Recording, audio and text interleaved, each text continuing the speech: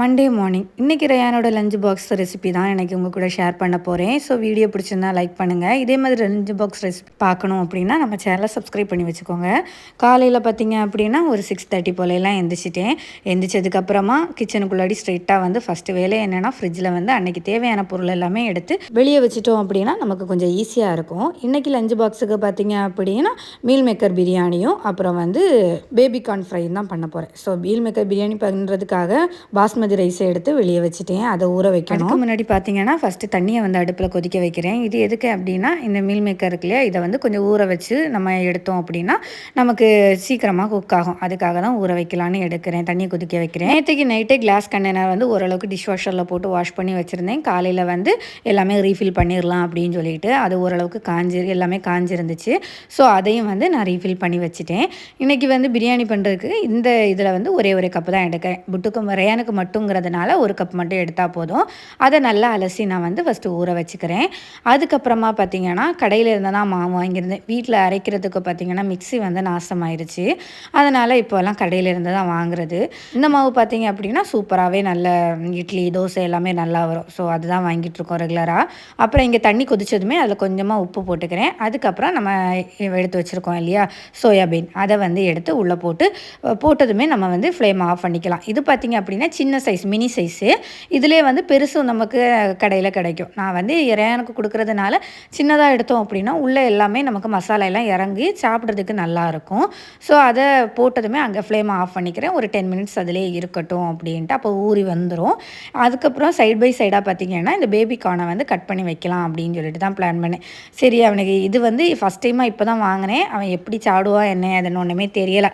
Okay நம்ம வச்சு பார்ப்போம் அப்படின்னு சொல்லிட்டு தான் நான் வந்து எப்போவுமே பண்ணுற மெத்தட்லேயே பண்ணினேன். இந்த மாதிரி சின்ன சின்னதாகவே ரவுண்டாகவே அரிஞ்சிட்டேன். இதில் வந்து நம்ம என்ன ஷேப் வேணுமோ அது நம்ம அரிஞ்சு எடுத்துக்கலாம். அதுக்கப்புறமா பார்த்திங்கன்னா அதில் கொஞ்சமாக இஞ்சி பொடி பேஸ்ட்டு, சிக்கன் மசாலா, இது மட்டும்தான் நான் எப்போவுமே ஆட் பண்ணுறது. இந்த சிக்கன் மசாலா ஒன்று இருந்தாலே போதும். நம்ம பிள்ளைங்களுக்கு லஞ்ச் பாக்ஸ் ரெடி பண்ணுறது ரொம்பவே ஈஸி. எல்லாத்துக்குமே சிக்கன் மசாலாவே போட்டுக்கலாம். ஃப்ளேவர் சூப்பராக இருக்கும். அதுக்கப்புறமா கொஞ்சமாக உப்பு, அப்புறமா கொஞ்சமாக கார்ன்ஃப்ளவர், இது வந்து கோட் ஆகிறதுக்காக கார்ன்ஃப்ளவர் போட்டுட்டு அதுக்கப்புறமா கொஞ்சம் பாதி லெமன் ஜூஸையும் நம்ம ஆட் பண்ணிவிட்டு நல்லா மிக்ஸ் பண்ணிக்கலாம். இது மிக்ஸ் பண்ணிவிட்டு ஓரமாக இதையும் நம்ம வச்சுக்கலாம்.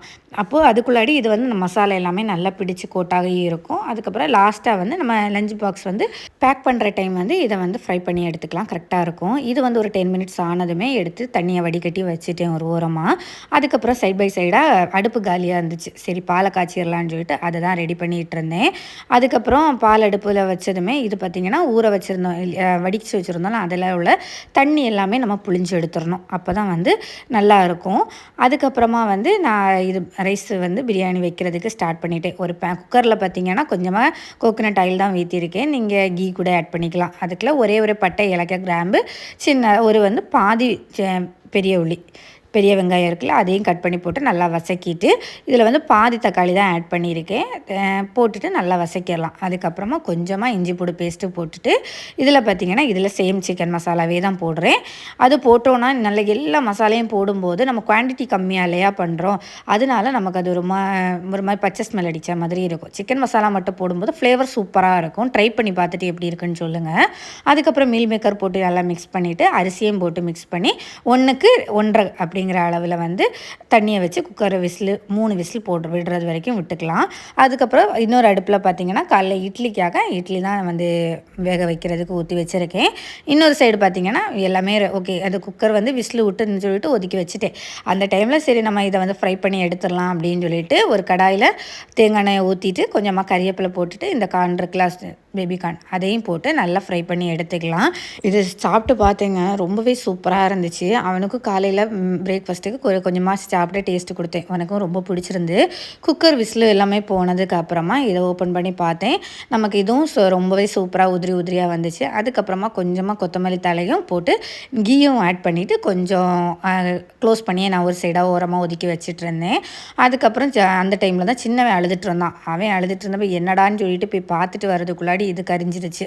சரி ஓரளவுக்கு நல்லா தான் இருந்துச்சு, பிரச்சனை ஒன்றும் இல்லை.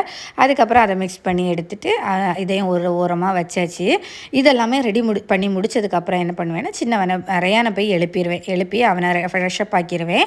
ஃப்ரெஷ்அப் ஆக்கிட்டு முடிச்சதுக்கப்புறம் தான் வந்து அவனுக்கு லஞ்ச் பாக்ஸே பேக் பண்ண ஸ்டார்ட் பண்ணிடுவேன். அந்த டைமில் ரயான் பார்த்தீங்க அப்படின்னா அவனை குளிப்பாட்டி எல்லாமே ரெடி பண்ணி வச்சுட்டு அவன் வந்து சாப்பிட்டுட்டு இருப்பான். சாப்பிட்டுட்டு இருக்க டைம் நமக்கு வேறு வேலை இல்லை இல்லையா, அந்த டைம் நான் வந்து அவனுக்கு பேக் பண்ண ஸ்டார்ட் பண்ணிடுவேன். அப்புறம் வீட்டில் நாட்டுக்கோழி முட்டை இருந்துச்சு, அதுலேயும் வந்து பிளெயின் ஆம்லேட்டும் கூட எக்ஸ்ட்ரா போட்டுக்கிட்டேன்.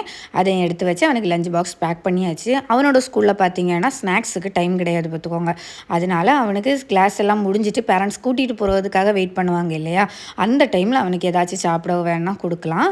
அதனால அந்த டைமில் சாப்பிட்றதுக்கு அவனுக்கு மேங்கோஸ் தான் ரொம்ப பிடிக்கும் அப்படின்னு சொல்லிட்டு அதையும் பேக் பண்ணி அவனையும் ஸ்கூலுக்கு அனுப்பியாச்சு. அவங்கள ஸ்கூலுக்கு அனுப்பி விட்டதுக்கு அப்புறம் தான் கொஞ்சம் ரிலாக்ஸாகவே இருக்கும். அதுக்கப்புறம் தான் கொஞ்சம் மூச்சு விடுறது மாதிரி இருக்கும். எனக்கு ஸ்கூல் வந்து 9 ஸ்டார்ட் ஆயிரும். 8:45 இங்கேருந்து கிளம்புற மாதிரி இருக்கும். அவங்க அப்பா தான் கொண்டு விடுவாங்க. அதுக்கப்புறம் வரும்போதும் சரி அவங்க தான் கூட்டிகிட்டு வந்துடுவாங்க. ஸோ நமக்கு வேணுன்னு ஆகும்போது ரொம்ப ஏர்லியாக போகிறது மாதிரி இருக்கும். ஆனால் நமக்கு இப்போ கொண்டு விடுறதுனால கரெக்ட் டைமுக்கு போனாலே நமக்கு இதாக இருக்கும். அதுதான் எனக்கு ஒரு ப்ளஸ் பாயிண்ட்டாகவே இருந்துச்சு. அப்புறமா அவனை எல்லாமே கிளப்பி விட்டதுக்கப்புறம் கொஞ்சம் ஃப்ரீயாகவே நான் அதுக்கப்புறம் ரெஸ்ட் எடுத்துட்டேன். அடுத்தடுத்த வேலைகளை பார்க்க ஸ்டார்ட் பண்ணிடுவேன். இப்படி தான் என்னோடய மார்னிங் ரொட்டீன் போகுது. உங்களுக்கு என்ன எப்படி போகுதுன்னு சொல்லிட்டு எனக்கு கமெண்ட் பண்ணுங்கள். வீடியோ பிடிச்சிருந்துச்சு அப்படின்னா லைக் பண்ணுங்கள்.